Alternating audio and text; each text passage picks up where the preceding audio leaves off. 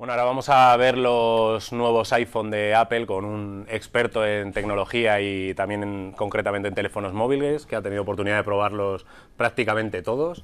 Miguel Ángel Uriondo, es redactor de Actualidad Económica. Aquí tenemos los tres iPhone últimos que han salido, el iPhone 5S, que es el del año pasado, y los dos nuevos. ¿Cuál fue tu feeling, tu sensación cuando viste la presentación? Bueno, cuando vi la presentación, realmente he de reconocer que me quedé un poco frío. O sea, y es que las fotos en realidad no creo que hagan justicia casi nunca a los teléfonos, y más cuando estamos hablando de un mercado que ya es muy maduro y en el que realmente siempre se crece por evolución, no por revolución. Entonces me parecieron teléfonos adecuados en cuanto a especificaciones, flojos en algunos apartados, como la resolución de pantalla, que me parece que tiene pocos píxeles por pulgada, pero yo creo que la cosa cambia ya cuando vemos el teléfono y lo tenemos en la mano. Desde luego lo que no hubo es sorpresa, ¿verdad? Estábamos todos bastante prevenidos de lo que íbamos a ver, se habían filtrado bastante, y entonces es verdad que desde la distancia a lo mejor no había esa sorpresa. ¿Cómo ha sido la sensación cuando ya por fin los has podido probar? Bueno, aquí los tenemos. Bueno, realmente la primera sorpresa que me he llevado es realmente que, bueno, en la comunidad de Apple, cuando empezaron en la rueda de prensa a hablar de las cosas, cuando después los primeros periodistas pudieron tocar los teléfonos, hubo un par de cosas que me llamaron la atención. La primera es que todos destacaban lo grandísimos que eran, y eso me hizo pensar que eran mucho más grandes. Cuando los he tenido en la mano, la sensación que he tenido es no son tan grandes. Realmente, por ejemplo, el iPhone 6 normal es de 4,7 pulgadas, cuando los teléfonos que estamos ahora mismo trasteando de otros fabricantes con Android suelen ser teléfonos con 5 pulgadas que ajustan muy bien al marco, y entonces en un tamaño más o menos pelín más grande que este, pues te dan una sensación de mucha más pantalla. Entonces, cuando vi el 4,7 me sorprende, lo primero que pensé es pequeño, y eso es muy, muy particular. Entonces, tengo muchos amigos que me han dicho, qué raro que Apple no haya mantenido el tamaño de 4 pulgadas. Yo creo que cuando tengan este en la mano y vean el Plus, este les servirá para pensar, no, este no es tan grande. Claro, no es un salto descabellado, es más, es que casi que hay que tenerlos juntos para ver que, bueno, que hay una diferencia considerable, pero desde luego para los que estamos acostumbrados ya, eso lo que dices tú, a los teléfonos Android con 5 pulgadas, no cambia mucho. Este sí, desde luego joder, vamos, ya lo ves al lado de los podéis ver, es una diferencia abismal, pero sí que es cierto que quien está acostumbrado un poco más al ecosistema Android, no cambia, vamos. De hecho, al lado de un Note de Samsung, por ejemplo, no hay mucha diferencia. Y si te das cuenta, una de las cosas que llaman la atención es lo extremadamente finos que son. A mí me ha sorprendido. Si ha habido el famoso Bendgate y se habla de que los teléfonos se doblan, yo hace un rato he estado intentando doblar de verdad con toda mi fuerza para hacer daño, no ha habido manera, lo reconozco. Podías haber quedado sin teléfono porque he ido a dolor. Llevamos toda la semana con el tema del Bendgate, y nosotros tenemos el teléfono desde ayer mismo, y yo tengo que reconocer que todavía no me había animado. Me he pasado, pues ayer estuve por la tarde configurándolo y tal, y no me había animado a doblarlo. Efectivamente, Miguel Ángel lo ha cogido, lo ha empezado a doblar, yo no sabía si estaba haciéndolo de verdad, y realmente, bueno, le he hecho fuerza de verdad. Yo ahora, la verdad es que estoy apretando mucho, vamos, no tiene nada más que ver mis dedos, y bueno, sí que es verdad que parecía que estaba cediendo un pelín, pero vamos, no se queda doblado ni mucho menos. Yo no sé, hemos visto vídeos, efectivamente, el vídeo del hombre que lo dobla está ahí. Sí, bueno, y hay gente que con los dientes consigue arrastrar un camión, pero no creo que eso sea. Bueno, te conoces a Guillermo del Palacio, un compañero que también hace tecnología, y cuando se refería al tema del Bendgate utilizó una frase que se me ha quedado ya para los restos, y es: todas las ardillas son voladoras si las lanzas lo bastante lejos. Entonces probablemente todos los teléfonos probablemente seas capaz en un momento de doblarlos, si en un momento aprietas con la bastante fuerza o utilizas maquinaria pesada. Sí. Bueno, la verdad es que eso ya nos tendríamos que poner con todos. Tendríamos que coger todos los móviles, intentar doblarlos a lo bestia y ver qué pasa. Yo no sé desde luego es algo como sí, pero yo no sé si nadie tiene tanto dinero como para decir, bueno, vamos a gastarnos 6.000 euros a ver si se doblan todos los teléfonos. Pero luego ya volviendo un poco a estos teléfonos, la diferencia que hay, las sensaciones que le da a cada uno, ¿tú crees que es un buen teléfono para comprarse y sobre todo para cambiar desde iPhone, que es la gente lo que se está preguntando? ¿Me tengo que comprar el iPhone nuevo? Bueno, depende un poco de la necesidad de cada uno. Yo, por ejemplo, siempre pienso que cuando Steve Jobs diseñó un poco el ecosistema, él estaba pensando en un teléfono pequeño, le gustaban las 3,5 pulgadas, era un teléfono muy manejable que podías llevar a cualquier sitio, y luego para otras cosas tenías el iPad, y tenías el iPad grande. Entonces yo creo que a él le gustaba ese planteamiento, comprar 3 aparatos, un ordenador, un iPad y un teléfono. En el momento en el que te vas a 5,5 pulgadas, es verdad que la necesidad de tener un iPad más pequeño un poco se difumina. Sí. Yo no veo muchas veces, yo en mi casa ya no veo no veo las películas, por ejemplo, no las estoy viendo con la tablet, y tengo un par de tablets en casa, las estoy viendo con un teléfono de 5 pulgadas porque realmente te lo pones ahí, es muy manejable, te lo llevas a cualquier sitio y en un momento dado te sirve bastante. Entonces, ¿le va a servir a los usuarios normales de iPhone? Hombre, si en un momento dado deciden que es el momento de cambiar una pantalla más grande, quizás sí. Yo creo que estamos hablando del que ha sido el cambio más radical en Apple, probablemente desde el 3G y la llegada de las aplicaciones al iPhone. Entonces, otros años sí he podido decir, pues espérate, sáltate una generación. Bueno, en este caso yo creo que hay una diferencia sensible y, bueno, las ventas acompañan, por lo que Sí, estamos viendo. 10 millones en un solo fin de semana, 1 millón más que los anteriores modelos. Es verdad que, claro, el salto es el más grande en 4 años. Si no se da el salto ahora, más bien es esa un poco la premisa, ¿no? ¿Cuándo lo vas a dar? Y quizá a lo mejor los que sean seguidores o a los que les guste este formato se tendrían que decantar por este, ¿no? Porque quizá a lo mejor se les va un poco de las manos las 5,5 pulgadas. A mí sí que es verdad que este es un teléfono grande, es un teléfono difícil de manejar y sobre todo de llevar, pero a mí particularmente me gusta mucho para jugar con videojuegos. Yo que juego mucho y que siempre llevo juegos encima, me estaba pasando que ya no utilizaba el iPhone y en lugar de utilizar el iPhone, que casi no veía la pantalla con los dedos, siempre utilizaba el iPad mini. Yo en mi caso optaría por el de 5,5 pulgadas solo por los juegos, que no sé si has tenido oportunidad de ver algunos, además ya adaptados al nuevo chip y a Metal, y ya no sé si has visto cómo se ven, porque No, se ve muy bien. es bastante espectacular. Y bueno, lo que no sé es también, otro cambio que ha llegado con los teléfonos ha sido iOS 8, que no solo es para estos iPhone, pero que ha llegado coincidiendo más o menos. Tú lo has podido probar un poco porque yo sé que tú eres bastante seguidor de Android y detractor de iPhone o de iOS en cuanto a algunas opciones que no tiene. Como compartir, por ejemplo, que antes estaba muy limitado. A mí también me pasa, a mí es algo de iOS que no me gustaba y ahora ya por fin se puede compartir entre aplicaciones. ¿Has tenido oportunidad de probar iOS 8? Yo no soy agnóstico, o sea, yo soy muy agnóstico con el tema de los teléfonos. En realidad, es verdad que durante mucho tiempo he preferido Android porque había una serie de cosas que yo necesito en mi día a día y que iOS no me estaba dando. Me pasó en su día con las primeras notificaciones y luego iOS las introdujo.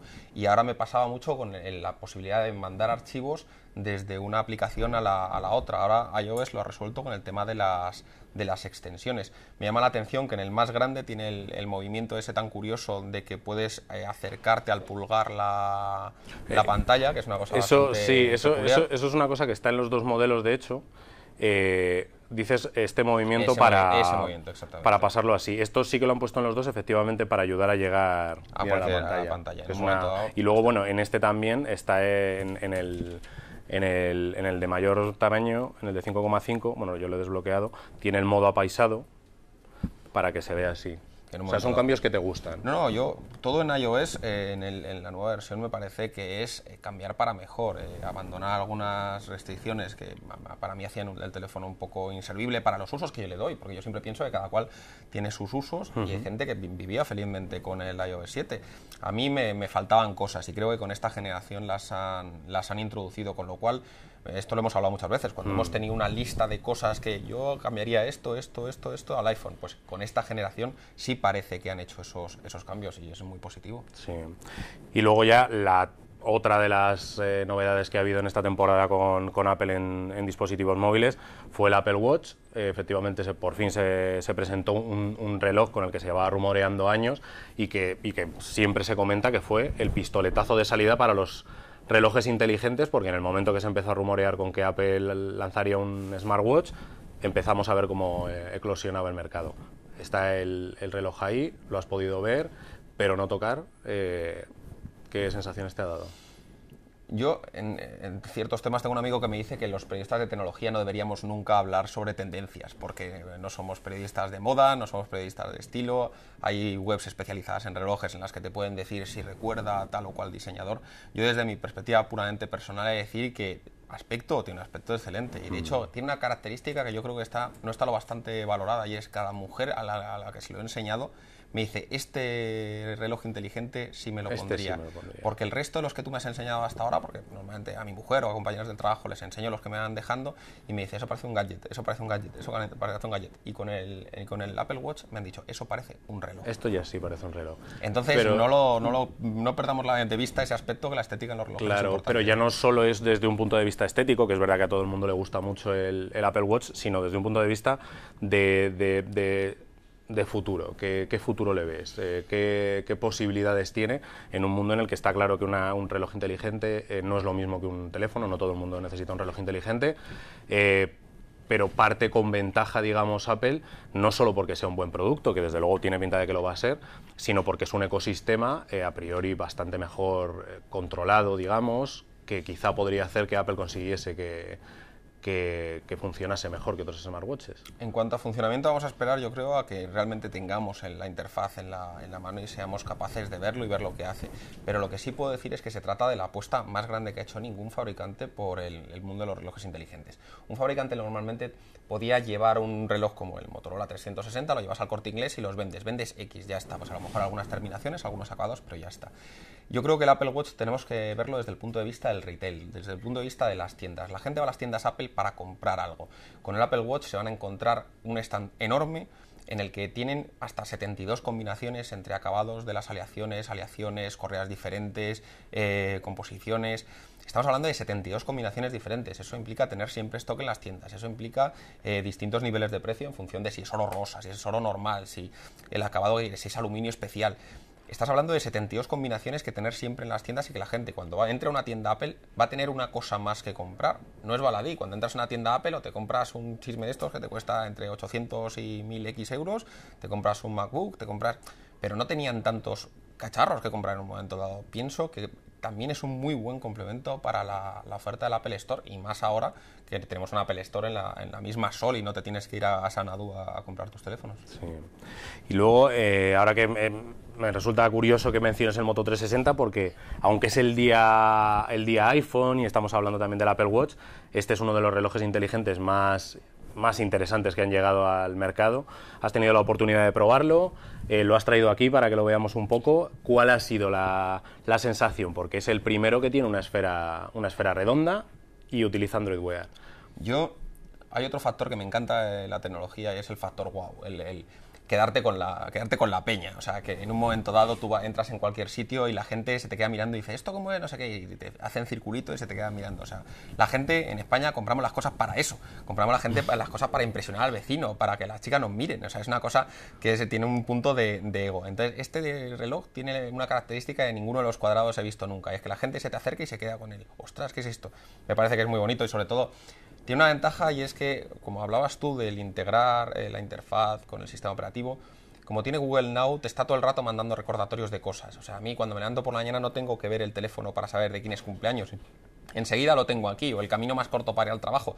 Hay una serie de cosas que están muy bien implementadas porque tienen que ver con un producto que ya está muy apurado como es Google Now y al que te acostumbras bastante. Eso sí, todos tus datos siempre están al alcance de Google, eso les entraría en el debate de la privacidad, que es otro debate complicado, pero en lo que es uso realmente es una gozada. La única limitación, y es una limitación creo que también va a tener el Apple Watch y otros muchos, es el tema de batería, y es cuántas veces me ha pasado en la semana en la que lo he llevado prácticamente a diario que por la mañana no me acordaba de cogerlo, porque estaba en la base inalámbrica, que es muy cómodo de cargar, pero tienes que acordarte de coger el chisme. Llevo años sin llevar un reloj, ni reloj inteligente ni nada. En la página web XKCD de Randall Munroe había una especie de cronología del reloj, y era desde hace muchos años hasta hace unos pocos, y desde dentro de 2 años al futuro. Y estos años en los que estamos dejando atrás son los años en los que nuestra muñeca había sido libre. O sea, los años en los que no llevamos reloj. Yo llevaba sin tener reloj muchísimos años, había dejado de necesitarlo y de repente me vuelvo a encontrar con uno. Yo creo que el reto, tanto para Apple como para el resto de fabricantes, va a ser convencerme de que este espacio tiene que volver a estar ocupado y de que me sirve de algo, porque si no, no sé si estoy dispuesto a renunciar a esa libertad. Y además es que es verdad que le pasa a todo. Yo concretamente el Moto 360 no lo he podido probar, el LG G Watch y el Gear Lift de Samsung sí, y me ha pasado exactamente lo que tú dices, que lo utilizas de una en un día, más o menos la batería ese día la aguanta, se te olvida cargarlo por la noche, al día siguiente o está apagado o sí que funciona un poco, sales de casa tan feliz y de repente se te queda sin batería a las 12 y llevas una estupenda pulsera con una pantalla majísima apagado durante todo el día. Y luego lo del efecto wow que comentas, es cierto que con el Moto 360 estoy seguro de que pasa lo que dices, porque es que a mí, según me lo has enseñado, me ha pasado, pero es cierto que también, no solo con este reloj, sino con el ecosistema Android Wear, con el sistema operativo pasa, porque a mí me ha pasado de enseñarle a la gente cómo se contestan los mensajes, y contestar los mensajes dictando por voz y que se envíen solos es una chulada. A ti la gente no te pide constantemente en plan de, bueno, pero ¿cómo es eso? A ver, enséñame a ver cómo se responde. Bueno, en lo de contestar por voz también es verdad que tienes que hacerlo en unas circunstancias oportunas. A lo mejor estás en el coche, no tienes ruido alrededor, puedes conseguirlo. Pero te aseguro que mi mujer ha recibido algunos mensajes que le han parecido complejos de entender y que me han dicho, what the fuck, ¿qué me estás diciendo exactamente? No estoy entendiendo lo que me dices, porque claro, el dictado por voz tiene unas limitaciones que yo Sí, creo cuando que hay un poco de ruido da fallo. Cuando hay un poco de ruido da fallo, si quieres utilizar una palabra ok te dice ojal, o sea... A mí que me dijiste el otro día, Outlook, o algo así. Y se te cambió porque te lo había respondido precisamente con el Moto 360 porque estaba en periodo de prueba. Y luego hay casos de uso que piensas, ¿cómo va a funcionar esto en el futuro? Porque el otro día estaba en el cine, estaba con las palomitas, entonces te das cuenta de que me llevaba la pantalla. Claro, me llevaba la mano a las palomitas y se encendía la pantalla. Y estaba en el cine y a mí que se enciende una pantalla en el cine me parece de muy mala educación. Sí, sí. Entonces estaba pensando, claro, este tiene una cosa muy curiosa, es que se enciende nada más, lo levantas, sí, y ya se enciende y funciona siempre. Y cuando lo quieres tapar haces así. Entonces yo estaba levantando, tapando, levantando, tapando. Entonces seguramente tiene un modo de controlar el brillo, de impedir que... Pero todavía no lo he descubierto. Hombre, entonces, en ese momento y que además si lo quitas ya le estás quitando esa función de levantar y... Sí, pero en el cine tampoco era cuestión de estar ahí con el... Bueno, y tú dices que te lo quitas para dormir, por ejemplo. Yo no me lo quito para dormir y a veces pues estás durmiendo, vas cambiando de posición y yo a veces cojo y me pongo la mano así en la frente y de repente me enchufa la pantalla en el ojo y digo, pero bueno, madre mía, ¿esto qué es? Luego, o sea, que es verdad que tiene sus... Todo va teniendo sus peguillas, pero bueno, desde luego parece... promete. Claro, no solo promete, sino es cuestión de pensar que esto es de pioneros. O sea, se utiliza siempre el early adopter, el que primero se engancha con esto. Pues el primero que se enganche con esto se va a encontrar los primeros problemas. Igual que el primer tío que se compró un iPhone no tenía aplicaciones de terceras partes en su teléfono, no nos olvidemos de eso.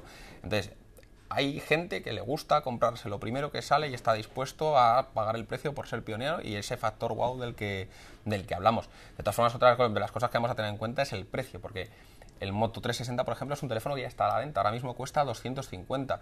Apple ha hablado de que el Apple Watch saldría en el primer trimestre del próximo año. El primer trimestre podría ser marzo, porque no han especificado exactamente cuándo va a ser. Yo espero que sea un poco antes, pero en todo caso, ¿tú te crees que este no va a estar ya con un precio bastante rebajado de cara, o sea, probablemente de cara a Navidad o en una oferta o en el día sin IVA, acabes pillándolo a 200?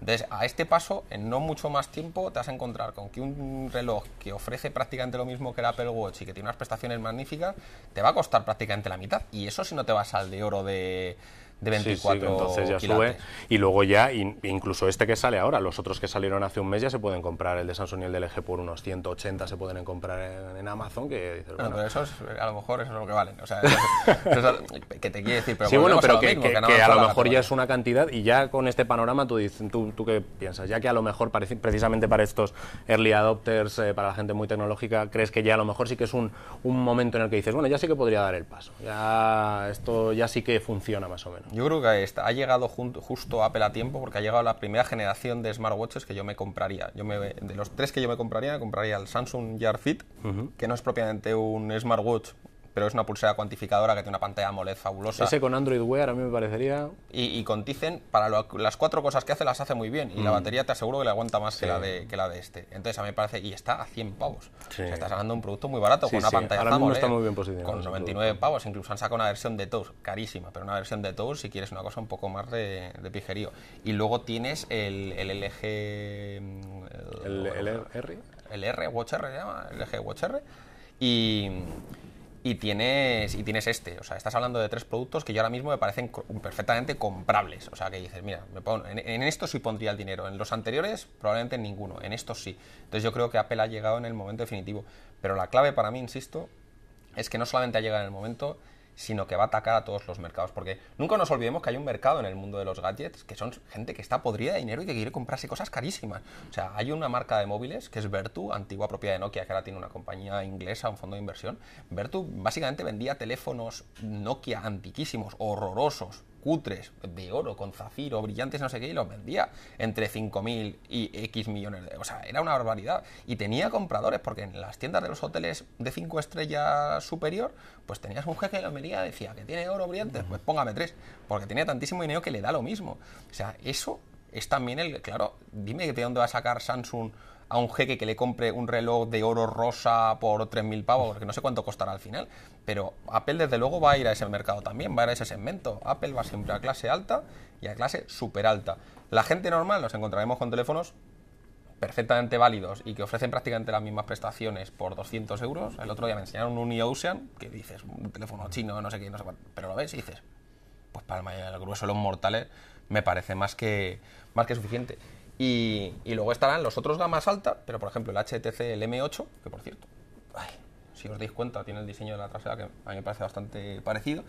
El M8 ahora lo tienes por 500 pavos, o sea, tiene 300 euros menos que la parte más barata de... Y así volvemos al iPhone, volvemos a esa diferencia de precios. Son teléfonos caros, son teléfonos que también han mejorado un poquito el ecosistema. ¿Es un teléfono que tú te comprarías y es un teléfono que recomendarías? A ver, cada cual es muy libre de hacer lo que quiera con su dinero. A mí me parece un teléfono que si yo tuviera dinero, estuviera acostumbrado al ecosistema o más acostumbrado a lo que estoy ahora, me parece que por supuesto es perfectamente comprable, es un teléfono exquisito. O sea, y ya te digo, solamente por los acabados, por lo fino que es. O sea, es un teléfono del que resulta y por muy lo fácil bien enamorado. Que funciona siempre, que y una cosa que ellos funciona, siempre funciona como un tiro. El iOS 8 está teniendo problemas con muchos crashings Sí. y los desarrolladores no están contentos, pero eso es un problema de software y se va a resolver, no me cabe duda. Y luego, por ejemplo, la pantalla, esto nunca lo va a reflejar bien en una cámara. Tiene la pantalla un biselado súper particular que encaja muy bien en los bordes. Está ligeramente curvada. Está ligeramente curvada. O sea, me recuerda mucho al Nokia Lumia 800. Sí.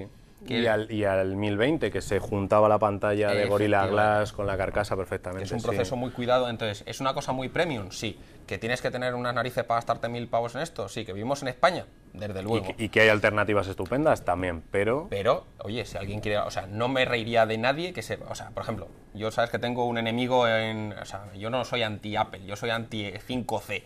Porque el 5C me parecía que era un hardware viejo, vendido con la excusa de que era un 5 y dices... Y al precio de un teléfono de altísima gama. Ese, yo decía, hombre, ese quien se compra un 5C es un poco tonto. O sea, es el único teléfono de Apple que yo he pensado, para comprárselo no hay que ser exquisito, no hay que tener pasta, hay que ser tonto. Con esto no puedo decir, te compras uno de estos y eres tonto, ni mucho menos, es un gran teléfono y me parece que si puedes permitírtelo y te gusta, tira para adelante. Muy bien, bueno, si tenéis un 5C no os enfadéis con nosotros, enfadaos con Miguel Ángel, seguidle en Twitter, que es @uriondo, y le insultáis por allí. Bueno, Miguel Ángel, muchísimas gracias por haber estado con nosotros y esperamos verte en futuras entregas de este programa. Cuando queráis.